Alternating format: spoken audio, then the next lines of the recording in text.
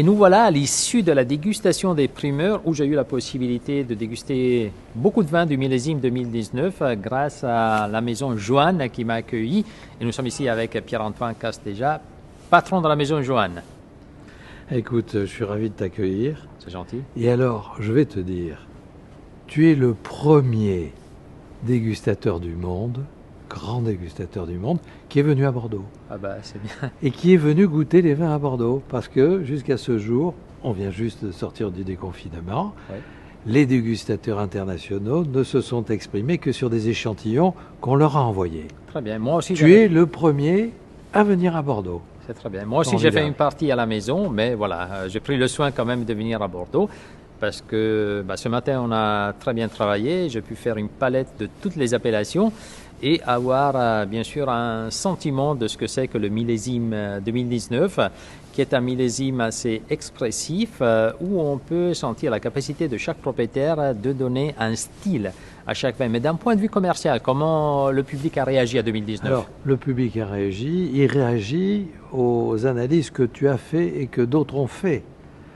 Parce que finalement, personne ne l'a goûté, aucun professionnel. Donc c'est extrêmement important d'avoir l'avis des gens comme toi. Et toi, tu es en plus venu ici. Alors, eh bien écoute, ça a été vraiment un peu une surprise d'avoir un accueil aussi fort. Donc le millésime est sensationnel. Tout à fait. Ça fait partie de ces millésimes 2015, 2016, 2018, 2019.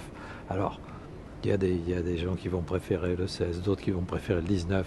Voilà, ouais, il y a de tout. Mais c'est un millésime sensationnel, et Ouais. tu l'as très bien goûté, avec des vins tout à fait exceptionnels dans beaucoup d'appellations. Voilà, donc un grand millésime.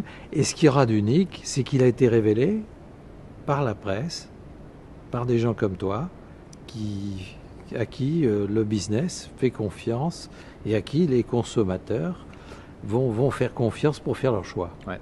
Et disons que la force de Bordeaux, c'est justement de donner la possibilité de déguster les vins en primeur avant qu'ils soient mis en bouteille. Et la force de Bordeaux, c'est quoi? C'est aussi de nous donner la possibilité de déguster des vins qui ont 50 ans.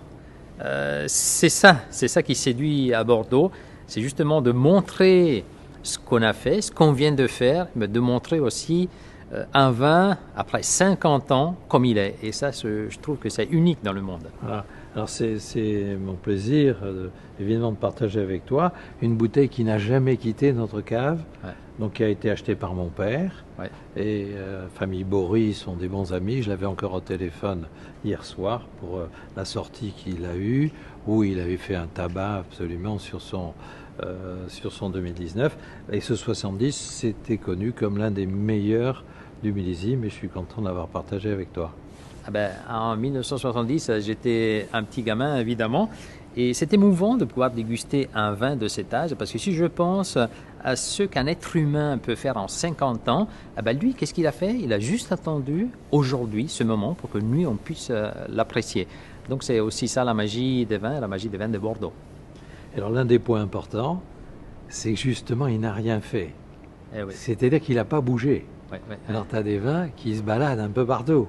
Voilà. Ouais. Alors évidemment, on peut pas se reprocher qu'il se balade, mais quand il n'a jamais bougé, ça rapporte un petit peu. Évidemment, la Et conservation la des vins. qualité de la conservation est très importante. La qualité de la conservation est très importante et de ça, on va en parler dans l'une des prochaines vidéos.